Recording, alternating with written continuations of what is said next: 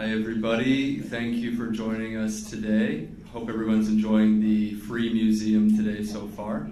If you haven't had a chance yet and you just came in for the talk, please feel free to go and explore some of the exhibitions, the mansion, the gardens. If you go out in the terrace garden right now, you'll get a very unique view of the historic colonnade, which is under construction right now, and there's a giant hole in the floor. So it's a one-time opportunity to see that from a distance. You cannot, please don't jump over the fence. So I see a lot of new faces in the crowd today, so I just want to kind of give a little introduction to the Focus 45 series. The series is a monthly series. We do one talk a month, and it's always on a Saturday at noon. And does this sound like it's echoing? Yeah. Or am I some people are hearing it a little bit? Okay. Say it again. Echo. So the Focus 45 is a monthly series, and the focus is on different projects going on around the museum that are giving our audiences a glimpse into some of the behind-the-scenes stuff that's happening at the museum, different projects that are going on, research, whether it's a curatorial project, like we're hearing from a curator today and some of her research, or sometimes we have people who use our collection from outside of the museum who are researchers and come to use it for their own research, which is actually who we have next month, which is going to be on Saturday, October 19th. The title of that talk is A Digital Reunion, an online archive for Rochester's Sibley and Watson family papers. And that's going to be with Marjorie Searle, who's the retired chief curator of the Memorial Art Gallery, and Lou Harper, retired librarian and archivist of the Memorial Art Gallery. So just kind of gives you a little sense of what we have in our collections, the different things going on here. So it's a really great opportunity for us to share that with everyone. Today's talk is with Heather Shannon. Heather is going to be talking to us about photography and the joining of the Transcontinental Railroad. I don't have... I can introduce myself. Heather's going to introduce herself. But please join me in welcoming Heather Shannon.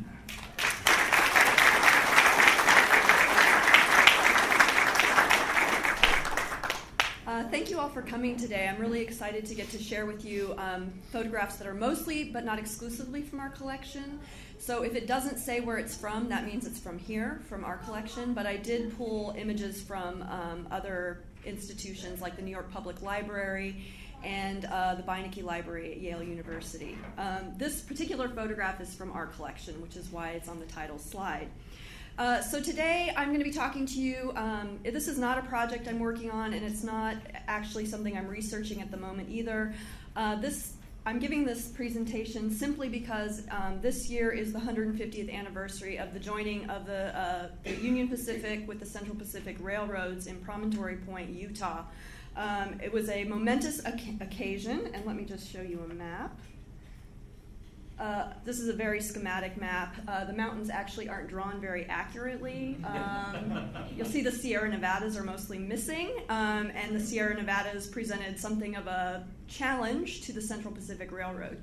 One of my goals today is not to give you a formal presentation, but to actually talk off the cuff a little bit. I do have notes, and I'm planning for about 30 minutes. If anyone has any questions while I'm talking, I don't see why they shouldn't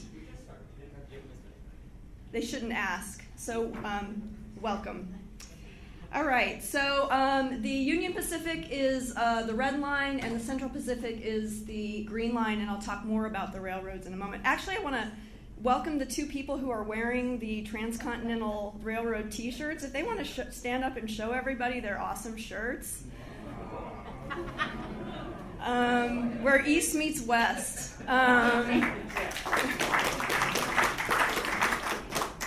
Thanks for indulging me. I was pretty excited to see their shirts. All right, so on May 10th, 1869, the Transcontinental Railroad was completed at Promontory Point, Utah, which you just saw on the map. Present at the ceremony were 3 photographers. Andrew Joseph Russell, or A.J. Russell, who worked for the Union Pacific Railroad. Charles Roscoe Savage, who did not work for the railroad but had a robust studio in practice in Salt Lake City, Utah. This is our photograph, and we're, of course, very pleased to have it. You'll see Russell's photo equipment there in the lower right-hand corner. He was an extremely important Western photographer, and I think more work needs to be done on Savage, but he accompanied Russell to Promontory Point, which is just north of Salt Lake City, on the occasion. And this is a stereograph, not ours, it's the Getty's, by Alfred A. Hart, who was the photographer for the Central Pacific Railroad. And we'll talk about each of them a little more. I just want to introduce the 3 photographers who were there. And today I am not going to be talking about Savage. I am going to be talking about Russell, but I'll get into why I'm not talking about him in a moment. In the 1850s, the federal government started looking for a railroad route to the Pacific. And does anybody know why the 1850s? It's after the expansion of the territories after the war with Mexico, which ended in 1848. There was a lot of, and started in 1846. The South, so there was a lot of factionalism that divided Congress over where the route should be, where the route should go.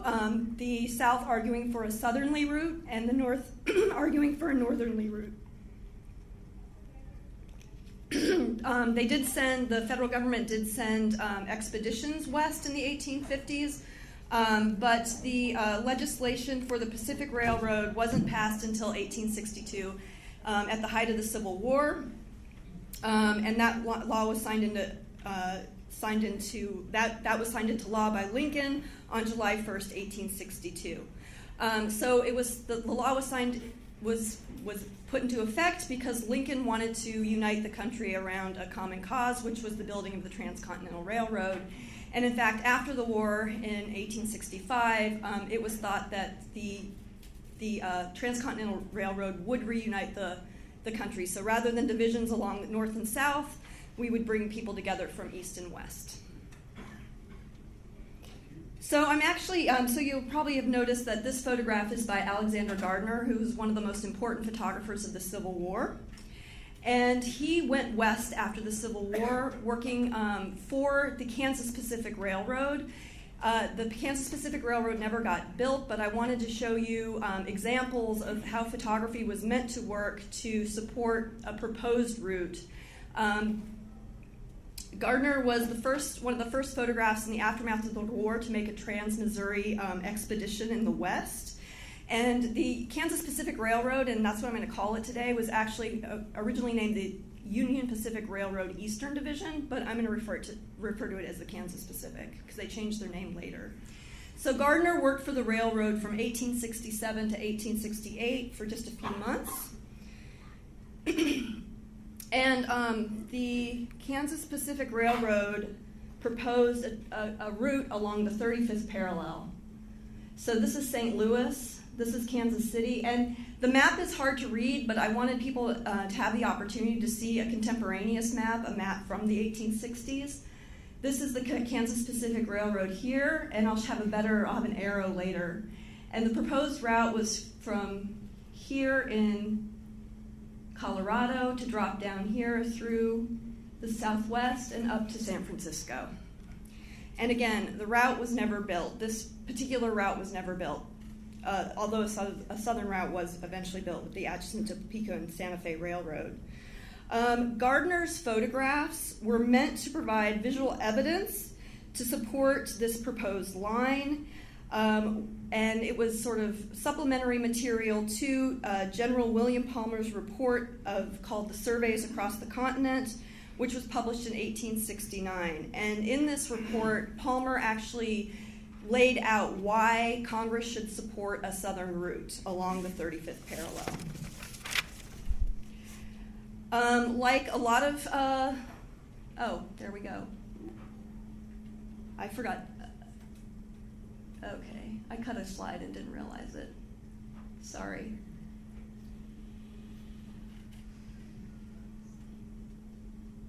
All right. Gardner traveled with 3 cameras, a stereo camera and 2 large format cameras. The Kansas Pacific Railroad actually published 2 different series, one called the Union Pacific Railroad Eastern Division series, and the next one the Kansas Pacific Railroad series. We have examples from the Kansas Pacific Railroad series, one of which you're seeing here. And there were 27 views in this series. We only have about 50 of them. So there we have Kansas City, the railroad, the already built route, the Kansas Pacific Railroad route. Kansas City, the route, and this is the terminus. This is Hazen, Kansas. So Gardner actually, even though the proposal was to expand the route along the 35th parallel, Gardner photographed intensively along the part of the line that was already built. And the question is, why do that? One of the reasons was to demonstrate that an infrastructure was already in place that would support the expansion of the line in the southern direction. It also emphasized the relative flatness of the prairie and anticipated the relative, and I use this term, I want to emphasize relative. The Union Pacific and the Central Pacific were both building through mountain ranges, and while there are some mountain ranges in the southern states, they're much flatter than the Rocky Mountains or the Sierra Nevadas. So the photographs really emphasize the flatness of the landscape. So if anyone knows anything about railroad subsidies, the government gave you more money if you had to build through mountains than if you had to build on flat land. So this was a cost-cutting device to tempt Congress into funding the southern route.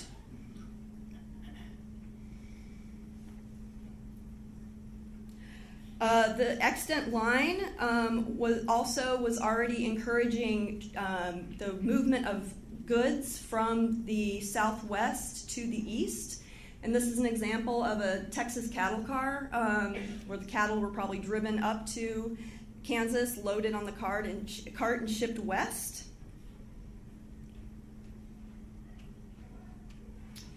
The photographs of Kansas also make clear that the railroad route supported or encouraged the settlement along the line of towns and other cities. And if you read the caption for the photograph on the left, you'll see that Hays City, which is where the Kansas Pacific Railroad terminated, it's aged 4 weeks. And while it's small, it's still pretty impressive that in 4 weeks we have what might be considered a village-scape, not really a town, but a nice village. And at the terminus of the route began the overland stage, which was delivering mail. And the General Palmer also suggested or stressed that the trains would save the military money because they would not have to accompany the mail west. The train could do it for them. So you'll see the people on the stagecoach are military personnel.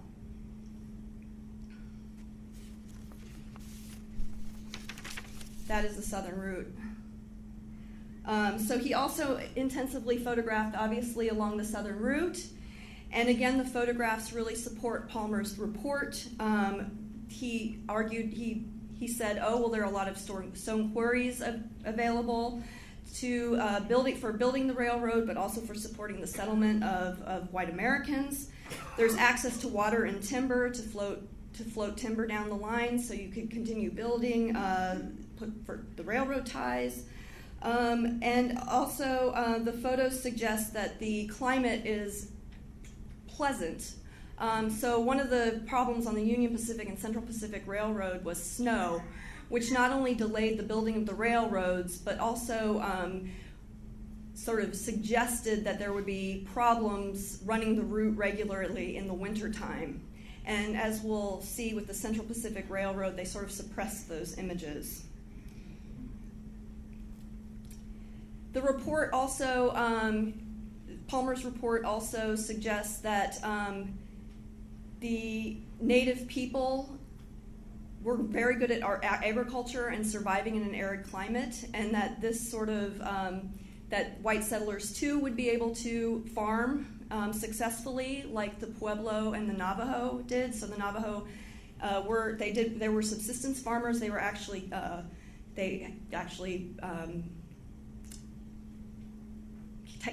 had sheep herds. But the Zuni were really prolific farmers and kept gardens outside of the Pueblo, which you can see in the background. And this is in New Mexico.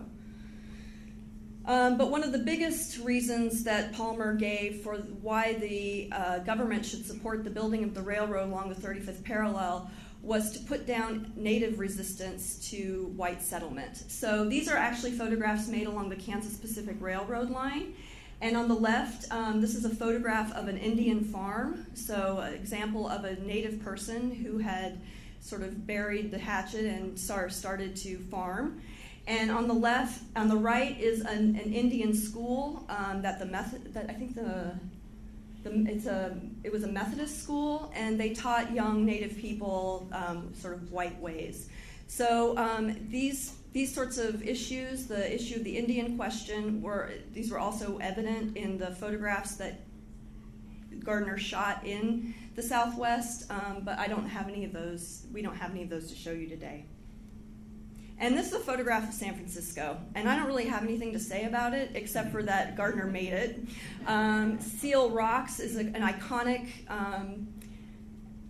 Was an iconic tourist site, even starting in the 1850s, 1860s in San Francisco.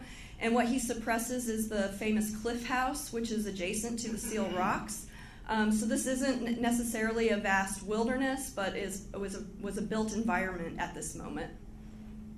So now we're going to turn to the Central Pacific Railroad. The Central Pacific was chartered in 1862, shortly after the passage of the Pacific Railroad Law, and they began construction in 1863, but construction didn't really begin in earnest until 1865. And here I just want to mention that 90% of the Central Pacific workforce were Chinese Americans. And scholars like to point out, and I think it's important to point out, that Chinese workers were present at the Promontory Point ceremony, but they were sort of scooted out of lines of sight and not photographed. The Chinese workers on the Central Pacific actually set a record for the number of miles of tracks laid in a single day, and this is fun fact, so I thought I would share it with you. They laid 10 miles, 56 feet of track in a single day, sort of beating out their Irish counterparts on the Union Pacific Railroad. It's impressive, given that they were, well, we'll see in a second, blasting through rock. So Alfred Hart was from New England, and he was trained as a painter. He moved to California at a certain point, and people aren't quite sure when he moved there. But he started making views along the Central Pacific route in 1866. He was not an employee of the railroad, although the railroad allowed him to stop work on the tracks and depose people and trains. And they also transported his photo wagon. But he was not on the payroll. Rather, the Central Pacific bought negatives from him. And he also sold the leftover negatives. They didn't buy all his negatives. They only bought a selection. He sold other negatives to the San Francisco studio of Lawrence and Southworth. And then later on, the famous photographer, California photographer Carlton Watkins, came into possession of his photographs, but I'll talk about that in a second. So he made your stereo views, and what you see here are two almost identical views made with a special camera. And when you look at them through a special viewer, you see the landscape in 3D. He made, or at least the Central Pacific Railroad bought, what were panoramic views that gave a sense of the technological progress through the Sierra Nevadas and along the line of the route. The photos allowed Central Pacific management to monitor progress of the railroad construction. And in fact, I can't remember his first name, but Crocker would send stereo views to Collis Huntington, who was working in the East to buoy up support for the railroad. Huntington would request them. Crocker would buy them from Hart and send them to Huntington so that Huntington had evidence of the progress of the railroad, and also so he could distribute them to people and government officials from whom he was seeking support. So photographs were very important to Huntington's advocacy on behalf of the railroad in the East. So you see the rugged terrain, the cut right through the middle of almost the middle of the photograph, and I'm about to flip a slide that'll give you a sense of what it's like to look at a stereo view, and the image is moving pretty quickly. So if you have a medical issue that might be set off by this, I'm just giving you a warning. I think it's moving slowly enough. But when you look at the stereo view through a viewer, you get a 3D effect. And the question, and now it's stopped, so it's safe to look again if you were worried. So why stereo views? They were small, they were easy to transport, they were extremely popular. So stereo views were something that people enjoyed and looked at as entertainment in their homes. The mounts, so I'm just going to go back for a second. The orange cardboard and what we call mounts could be used to advertise the railroad.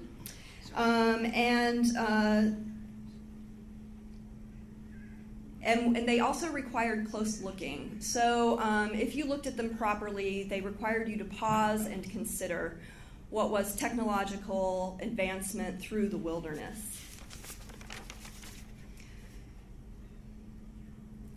So by buying the negatives, the railroad owned the images. So as we'll see with Russell owned the negatives and retained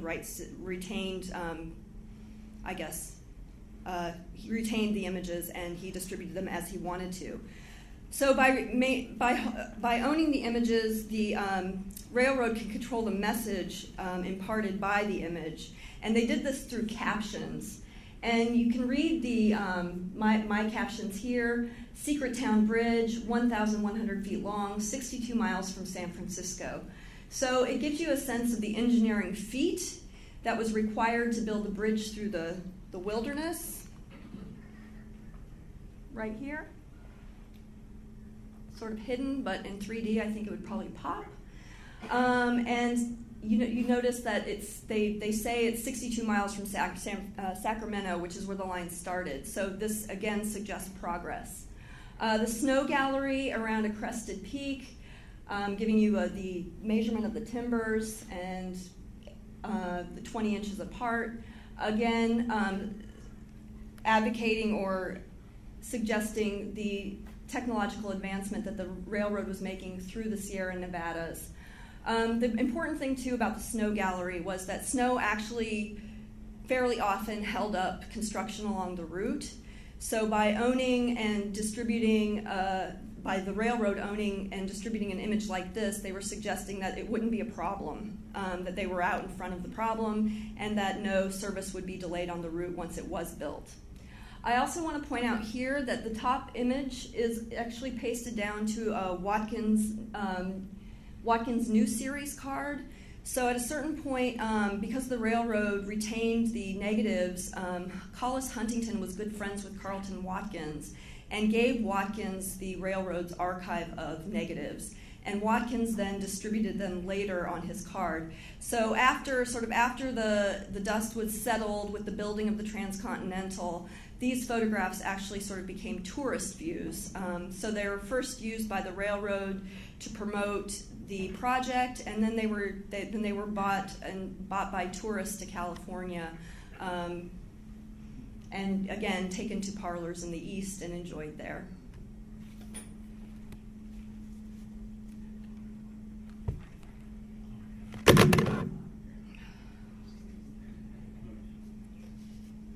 So over the course of 3.5 years, from 1866 to 1870, the railroad purchased almost 400 negatives from Hart. But what didn't they buy? They obviously bought this. They didn't buy pictures that Hart had made of locomotives stuck in snow. They didn't buy, Hart, one scholar likes to point out, and I actually want to say that Glenn Williamson's book called Iron Muse is a really good book about the use of photographs by the Central Pacific and Union Pacific Railroads, and I consulted his book a lot for this talk. He mentions that Hart wasn't interested in the railroad workers, but Russell was, and I sort of wonder if Hart was less interested in photographing the workers along the railroad because they were Chinese and not Irish, so they were, but that's just a speculation. I can't say that for sure. But anyway, onward, if I can press the right button. Now we're going to go to the Union Pacific, which started in Omaha and ended at Promontory Point in Utah. The Union Pacific was incorporated in 1862 when the Pacific Railroad Act was made law. They started construction in 1863, just like the Central Pacific, but there wasn't much movement again until after the war in 1865. So this is a fabulous photograph, and it is not ours. This is probably the most recognizable photograph made at Promontory Point, and probably also one that sort of summarizes westward expansion. It's a really famous photograph, and it is at the Beinecke Library. But in the middle, here, shaking hands, are the two chief engineers of the Union Pacific and Central Pacific Railroad. Let's see if I can remember their names. Grenville and Montague. And I just wanted, and you'll see there's a big celebratory champagne being popped. I don't know what you do with champagne, not one who celebrates a lot of events in her life. I don't know, that's very sad.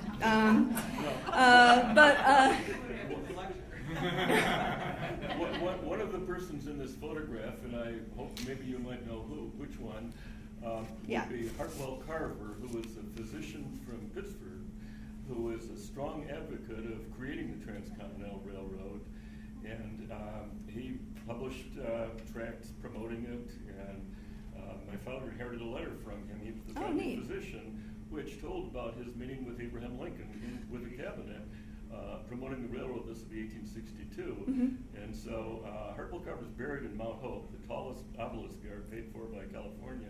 But he attended this ceremony, and I've always wondered where in this picture he might be. Okay, so I am guessing that someone somewhere has figured out who all of these people are, because the Central Pacific and Union Pacific dignitaries sort of descended on Promontory Point for the photo op. And there was they telegraphed the event to the east, and this photograph was actually published in the form of a woodcut in Leslie's newspaper. I can't answer your question about where he might be, but if you want to, I can give you my card after the talk, and we can find out where he might be. Well, he was a Yale graduate, so maybe the Beinecke Library might have that information. They might, but I'm sure someone's figured out who all of these people are. Why don't you guess which one it is? Who looks most like you? Okay, so A.J. Russell was actually from the Genesee River Valley. He was from Nunda, and I don't even know if I'm saying that right, but he was... Okay, all right, so I'm not. So I'm not from here.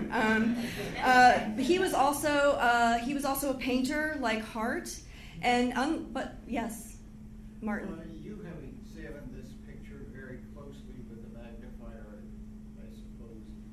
I haven't actually ever seen this photograph in person. Are there any women present? There were wives present at the event, but I don't think there are any women in the photograph. There are women in Hart's photographs, however, and we can turn back to that after the lecture's over and take a look. All right, so Russell was actually like Gardner of the Kansas Pacific Railroad, was actually a Civil War photographer, and in 1863 he was assigned a permanent position to the U.S. Railroad Construction Corps.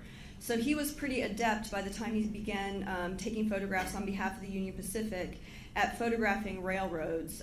During the war, he photographed railroad operations and battlefields, including Fredericksburg and Richmond.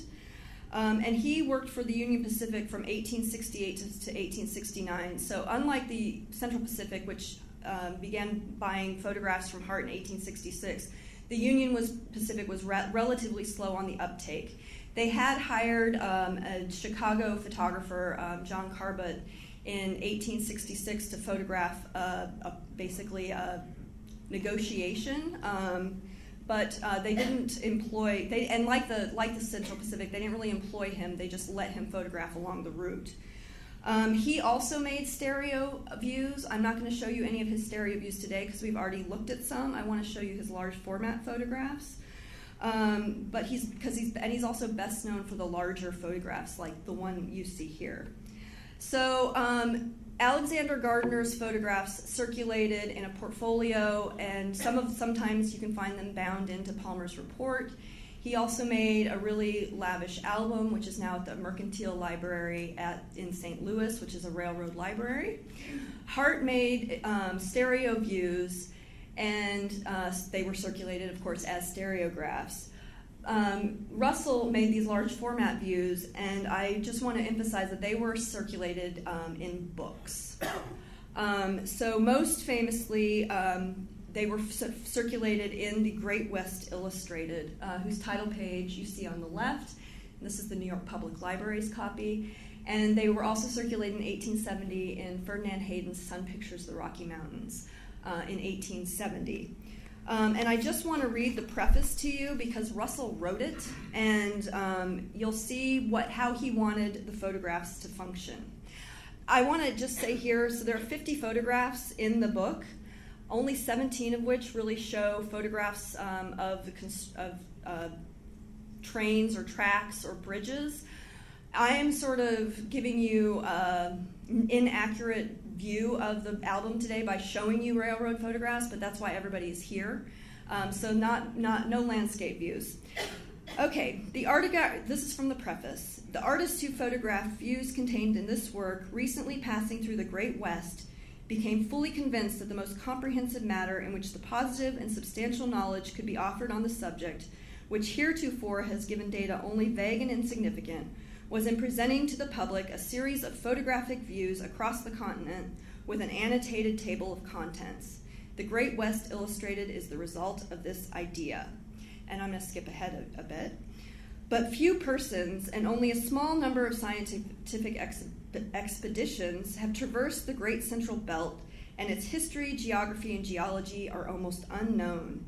It is therefore believed that the information contained in this volume, and which will be continued in those that follow, as far as I know, there's only one album published, no more than that, is calculated to interest all classes of people and to excite the admiration of all reflecting minds as to the colossal grandeur of the and this is what I want to emphasize, the agricultural, mineral, and commercial resources the West brought to view.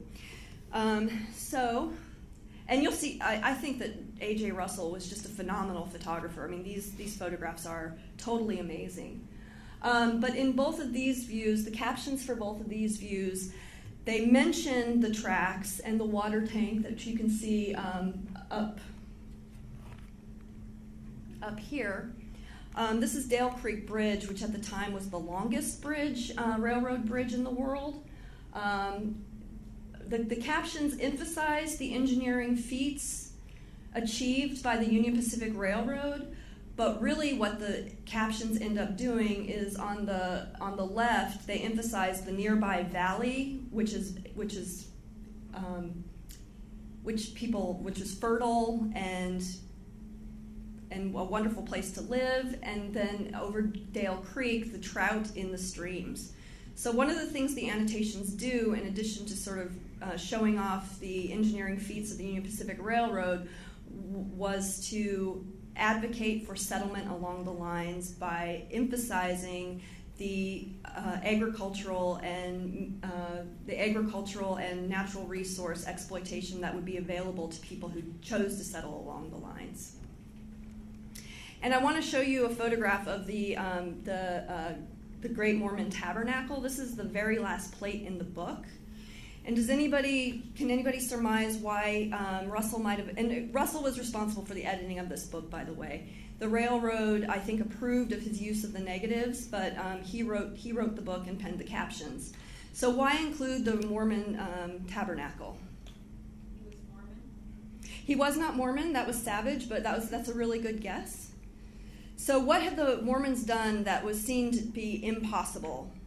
They were fabulously successful at living and thriving in the arid West.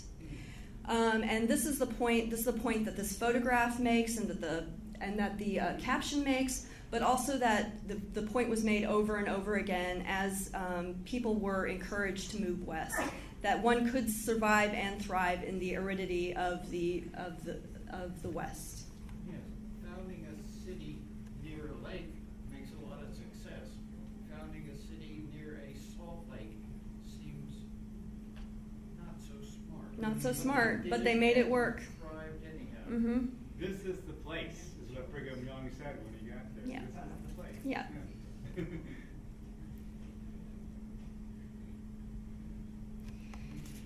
And now moving on to sun pictures of the Rocky Mountain scenery.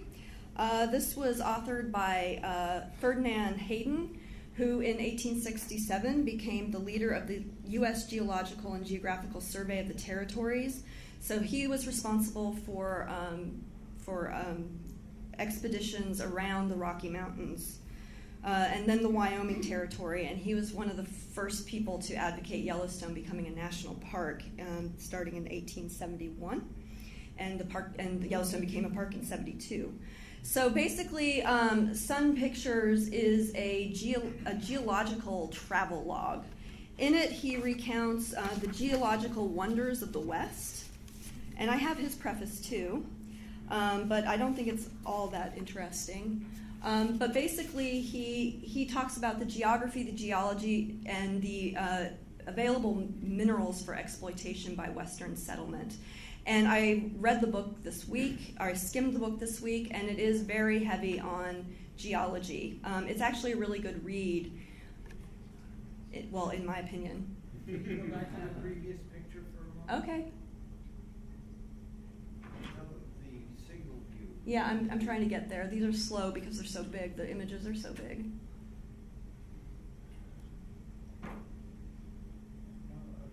I'm getting there. It's just slow. All right. There. All right. I'm looking at the smoke coming from the locomotive. That's black smoke, indicating that it may have been fired by coal, Mhm. whereas most of the things you would see was fired by wood, either wood that they found where they were, or was brought back from the east, or in this case from the west. Yeah. So, okay. Okay. So one thing I just want to emphasize with this photograph, this is actually a photograph, if we're thinking about railroads, it's the laying of a permanent line. So they built impermanent lines along the permanent lines and switched things over. But that's not how Hayden was using this photograph. Hayden was obviously interested in the rock formation in the background.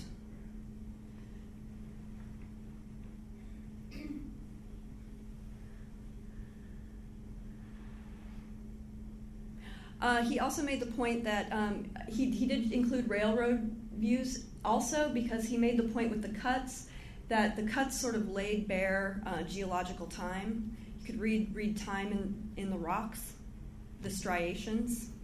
Of course, it's really hard to do in a sepia photograph, but he argued for this anyway. What size format did Russell use?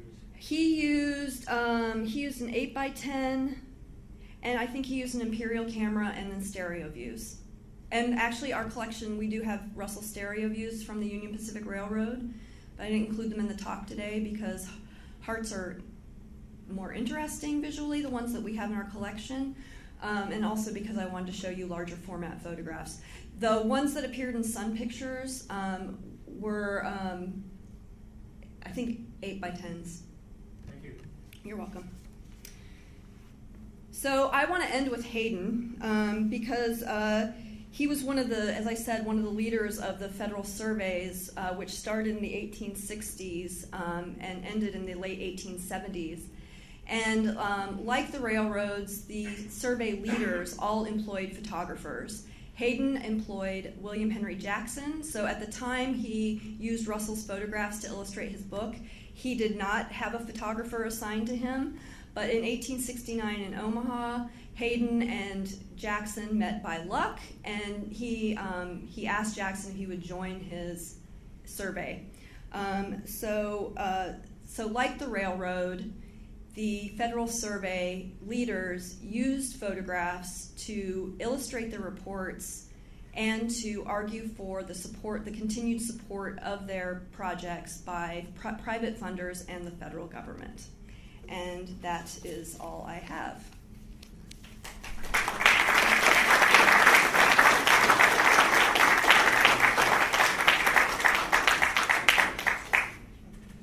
Yes, Martin. Are there any photographs from the other side looking toward us?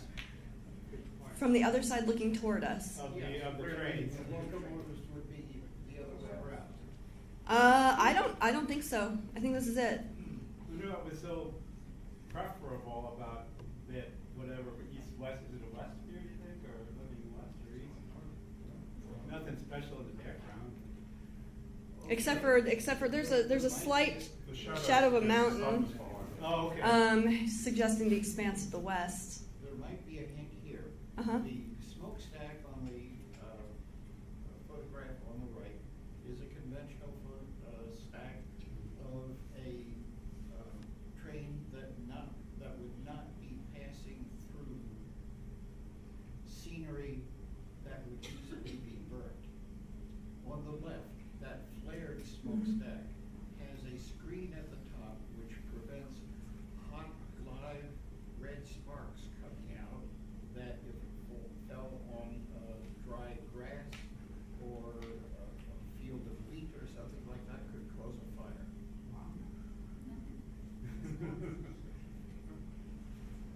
So Yes. for that? With the It's called a diamond stack. camera technology that's available to take this picture, like how long do people have to hold their expressions and hold their bodies still? Not terribly long. Can you repeat the question? How long would it take for the exposure? Probably, it depends on the sunlight and the speed of the lens, but probably a few seconds. Oh, only a few seconds. Only a few seconds. This whole idea, like it took 20 minutes to expose. That ends really quickly after the announcement of the invention of photography in 1839. So just a couple seconds. Oh, Yep. okay. Good question. Yes. Why do you suppose they use the term sun pictures? What did that mean? That means that, so actually, I should have read the preface to you because he writes about images made from nature. So there was this idea that the sun would help nature right itself. And as a scientist, Hayden would have been very vested in this idea that photography was objective, not made by the hand of an artist, but that nature was inscribing itself on the negative.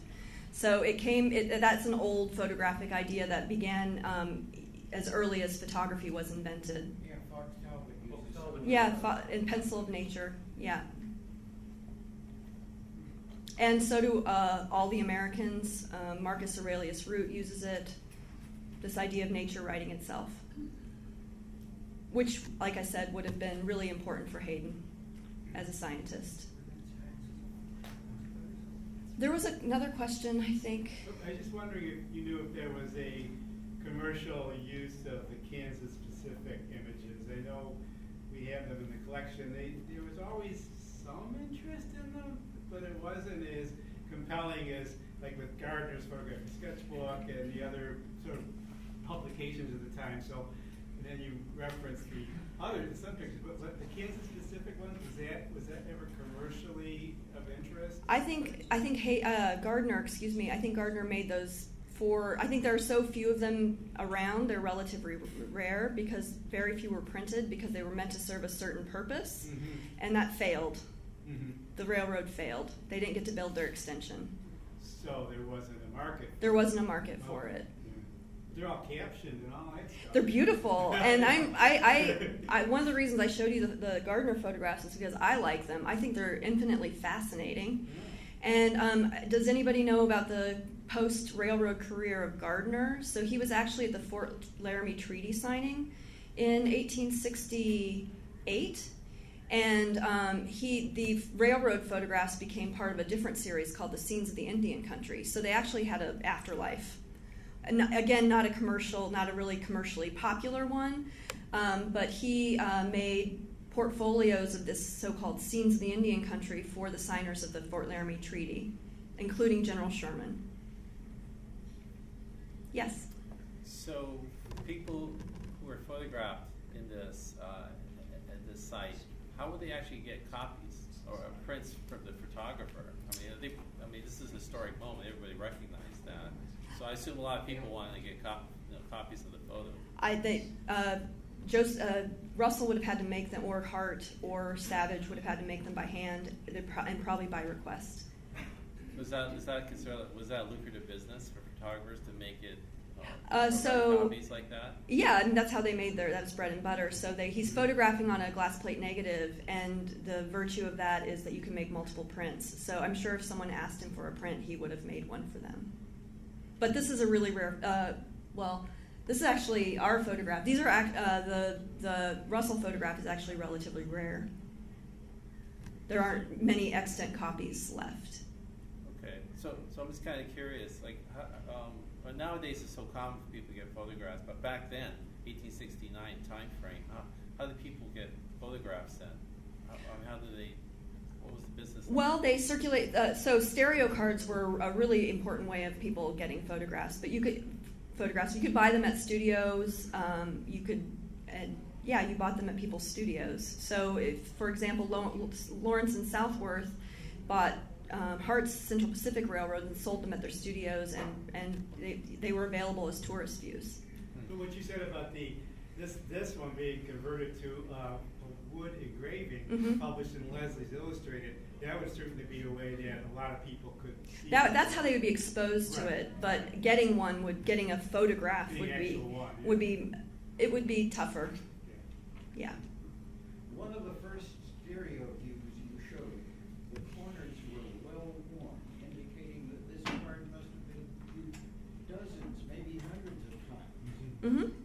Yeah, stereos were well used, and of course when you have to put them in and out of a viewer, it bumps the corners. So it's probably looked at quite a bit, and then the quality of the print itself it's seen better days. Yes? What's the status of the glass plate negative for this photo? I do not think that it is around. I don't think we know where it is. So glass was reused. You could just scrape the image off the negative and reuse the glass. Or you, hundreds of years later, someone says, "Oh, it's someone's studio the glass negatives from everyone's studio. This is junk," and they throw it away. That happens too.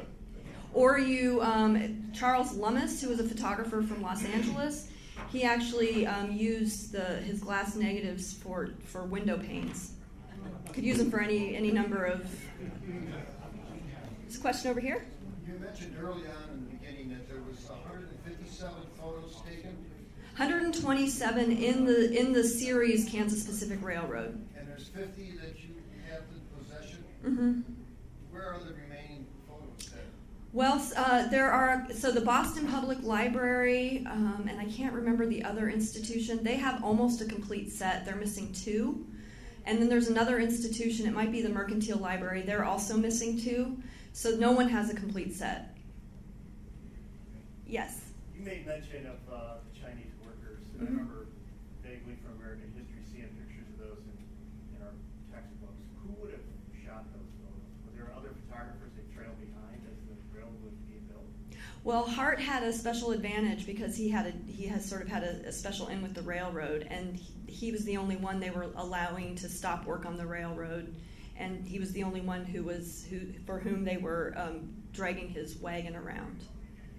He made photographs of people on the route. We just don't have any. Yeah. I'm just wondering if guys being guys, Oh, if boy. the Chinese workers and the Irish workers were trying to outdo each other. Was there any kind of... There was definitely I a can rivalry build more between than the you can. railroads. There's definitely a rivalry between the railroads. I don't know if there was a rivalry between the workers. And actually, my understanding from Union Pacific Railroad is that they hired a lot of contractors. So a lot of the Irish employees weren't necessarily working directly for the railroads. Well, you mentioned the competition. Did that have an effect on ultimately where the two railroads met up? Or was there a decision in advance that this is our target and we're coming at it from two directions? I actually am not sure. I do know that that competition was so intense that the Central Pacific Railroad had the beginning. So mountain ranges have foothills, and they actually had the California state geologists move the beginning of the foothills so that they could get more subsidies from the federal government, because they were digging in mountains faster than on flatland. So there was a huge competition. Can anyone else speak to his question about was the point designated at Promontory? Well, the competition was intense because they would be paid for each mile of track they laid. And so there was a flurry of activity, and I believe that ultimately President Grant had to he stepped in and set a point before they would have kept going past each other, and literally, because they would be getting more money for it. So Grant actually did have to step in with the Union Pacific Railroad. There was a big kerfuffle over in Echo Canyon, and Grant actually came to the site, and it was photographed also. Yeah, Grant intervened. Was the telegraph keeping up pace with the railroad? I think it was being raised as the railroad was being built. And we've got time for one last question, and we've got to get to... Nick, do you want to ask your question? Dr. Guy Livingston Howe was Rochester's leading photographic collector before this institution existed, and he considered the joining of the rails the most significant thing in American history, and the photographs of it the most desirable and valuable. It's sort of interesting. Thank you. Thank you, Heather.